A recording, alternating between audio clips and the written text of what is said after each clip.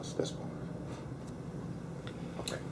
Greetings, brothers. My name is Ralph Williams of Hyattsville, Landover, alumni chapter of Kappa Alpha Psi, the Eastern Province, and I am here with Brother Winfred Mundle, the esteemed Winfred Mundle, former General Counsel for the entire fraternity, former Eastern Province General Counsel, as well as Elder Watson Diggs Awardee. Thank you for your time, Brother Mundle. Thank you, brother. Right. Thank you for the invitation. Of course, of course. Now we're going to start. Basically, you're a very esteemed member of our fraternity, and I guess we'll just start from the beginning. Before you pledged, tell us about your life. And I knew you grew up in South Carolina, correct? So tell us a little bit about that. Well, I grew up in the most, I think, fascinating point about my beginning is my mother and father were living here in Washington. Mm-hmm. On Rhode Island Avenue, Okay. Northwest, 900 block. I even know that. I'll tell you one day how I learned all of those things. And she was pregnant, Mm-hmm. and within about 3 or 4 weeks before it was time for her to deliver, Mm-hmm. I was going to be the first child. She went back to South Carolina because she was from South Carolina also, and Mm-hmm. spent the next several weeks with her mother and father-in-law. Mm-hmm. My father stayed on up here because he was working in Washington. Okay. So that's how I came into the world in Columbia, South Carolina. Then a couple of weeks or a month later, I came back to Washington. Okay. And then shortly afterwards, my father got a job with North Carolina Mutual Life Insurance Company. Right. As an agent in 1932. Okay. And about that time, my brother Eugene Mundle, the late Eugene Mundle, Mm-hmm. former Beta Rho, 1949, and Washington alumni in Richmond and different things. He was born, and they moved to Richmond in 51 or 52. After my father had been in and out of the service. And at that time, I had finished Howard in 1950, Okay. political science and economics. My undergraduate field was political science and economics. Mm-hmm. I had wanted to be, when I was a youngster, a police officer, but then I realized later, watching Dick Trace and all those things, that police officers get killed. So I said, well, I've changed and let me be a detective. Okay. So then a few years later, as I was getting ready to graduate from high school, Mayo High School in Darlington, South Carolina, Mm-hmm. I said, nope, I don't want to be a detective. Maybe I'll be a lawyer. So my father told me you'd have to go to law school. Mm-hmm. And I then learned political science, and those kinds of courses would be it. So I went to Allen University in 1946. Mm-hmm. And after about 4, 5, 6 months on the campus there, I was a youngster, 16 years of age, Mm-hmm. I met several Kappas who were going to be, and then a few months later, they were the charter members of the Beta Rho Chapter. Okay. That's when Beta Rho in 1946, Mm-hmm. early 47, got their charter. Mm-hmm. Columbia, South Carolina, which was my birth home, got their alumni chapter, Mm-hmm. the Columbia alumni chapter of Kappa Alpha Psi. At the same time, they chartered the Beta Rho at Allen University. Mm-hmm. So I spent a year and a half at Allen and transferred to Howard Okay. because Allen did not have a political science major. Mm-hmm. And while at Allen, with the new group, the new bunch of charter members of Beta Rho, those guys were a serious bunch of Kappas, neophyte Kappas. All of them except 1 or 2 had just come in from or gotten out of the service in Mm-hmm. World War II. And they were very serious-minded because they wanted to catch up with what they had lost while overseas and what have you. Right. So my experiences there at Beta Rho was not a lot of frivolity and craziness that we have seen come to pass. Mm-hmm. Have seen come to pass that still persists. They were very studious. Mm-hmm. So when I came to Howard in '48, I ran into that same situation at Howard. You got a bunch of guys from World War II who'd been to Europe and different places. They were very, very serious on the campus about scholarship, about how meetings should be run, and what have you. Mm-hmm. And I learned about Robert Rules of Order. Mm-hmm. I got a cute little quick story on that Robert Rules of Order. Okay. A lot of the guys when I was at Allen and at Howard too were bigger than me. I was about 5'10" and a half, 125 pounds. And I knew that when they were rebuffing whatever I was trying to boss them around, so to speak, I couldn't grab nobody in the collar. I was too thin and skinny. So I figured that the best way to deal with some of these guys, especially these World War II guys, is learn parliamentary procedure. So when I go to my meetings, I can be on an equal par. Point of order, Brother Paul Mark, and I would pull the points out, and they would get stymied to a certain extent because I studied very religiously all of the techniques. Right.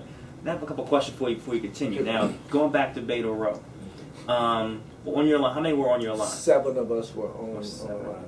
And you, of course, were the youngest. I was 6. I was 17. I had just turned 17 when I went in. But didn't you tell them that you were 19? No, I didn't tell them I was 19. I told them, I didn't tell them nothing. I called a point of order. Okay. Okay, so now did you hold any offices in either Beta Rho or Z chapters? No office. Well, they had me listed as a strategist. Okay. I don't know why. I was skinny. 125 pounds, 30 pounds. It's about 6 feet. I was a strategist. I don't know why. But when I came to Howard and went to my first several meetings at Z chapter, I started getting active. And I became the parliamentarian at the end of about a year or so. And so, well, as one time assistant to the exchequer. Okay. So I spent my time doing parliamentary procedures. And I kind of studied it and I was taking courses at Howard in the undergrad school, political science. So that's how I got really motivated from that standpoint in Kappa. Okay, great. Now let me ask you a question. Let's kind of merge your experience along with the time period where you were kind of your early years at Kappa. So I'm talking more about the civil rights issues and things of that nature. Now, one thing a lot of brothers don't realize, younger brothers don't realize, is how much you older Kappas went through, you elder Kappas, I should say, went through as far as trying to conduct business as scholarly men, but at the same time, and in doing that, having to deal with some, civil rights issues. So tell us about your first few conclaves. And I've heard stories from other brothers talking about how they had to stay certain places and they couldn't go to certain places and the conclave would be held certain places. I'm sure you have personal stories about that. Okay. My first conclave, if my memory is correct, was 1954. Okay. I didn't go before 54 because I was in law school from 51 to 54 when I graduated. Okay. And I was being drafted. And when I first went down to the draft board, and from there to the recruiting office, even though I was being drafted, they took me down there with the others. I flunked the physical. Okay.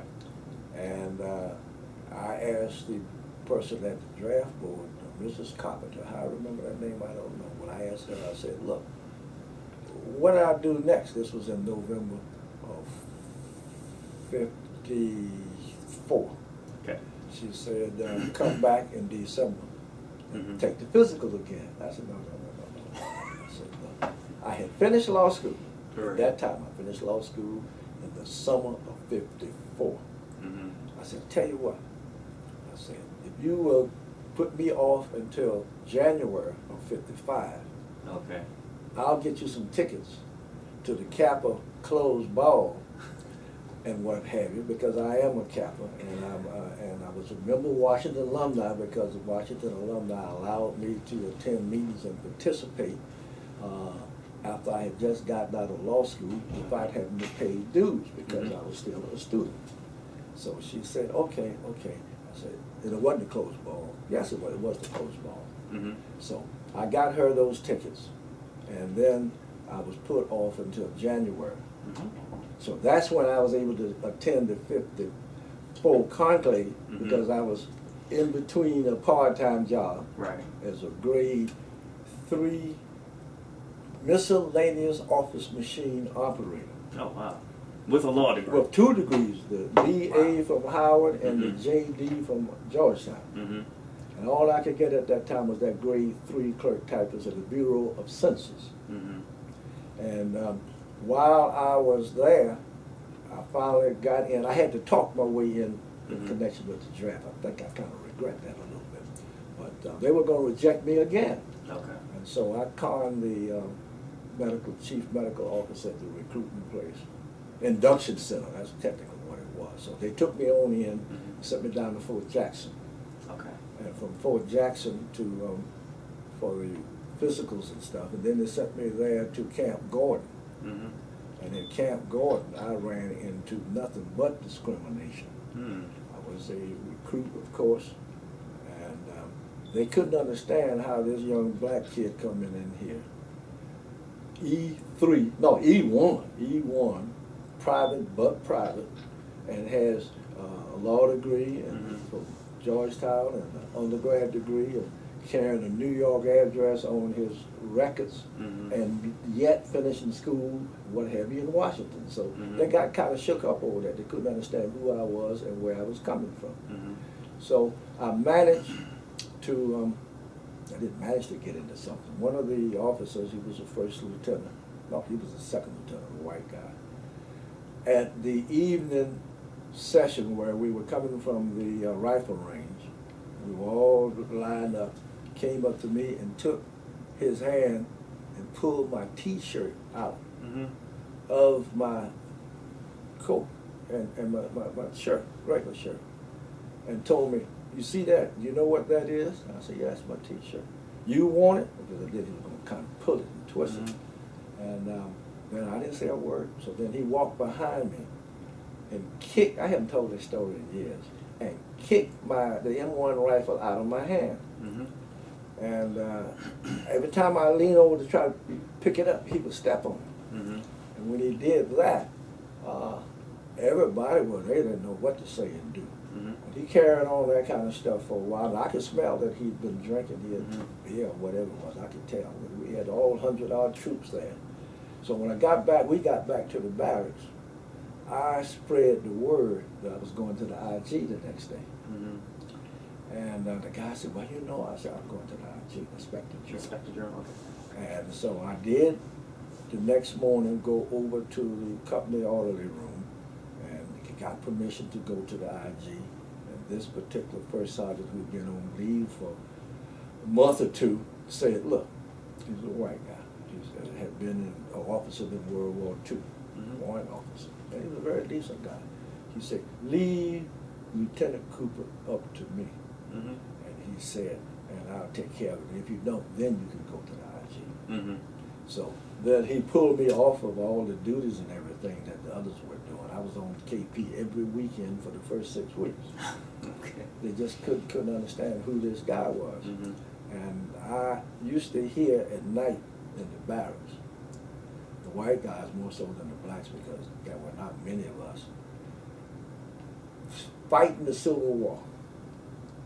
And that came to me in the nature of a culture shock. I said, what are these guys doing? They were fighting the Civil War in the barracks, 9 o'clock to 10 o'clock. Ain't no good rebel but a dead rebel and all of that. Now, you know, we blacks, you ain't going to get involved into that kind of conversation that was going on.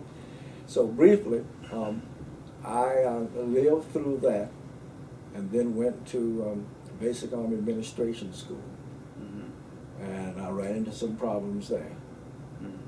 Discrimination and stuff. And so I got out of that. I mean, I graduated from that school. And they sent me to the 3rd Division in Fort Benning.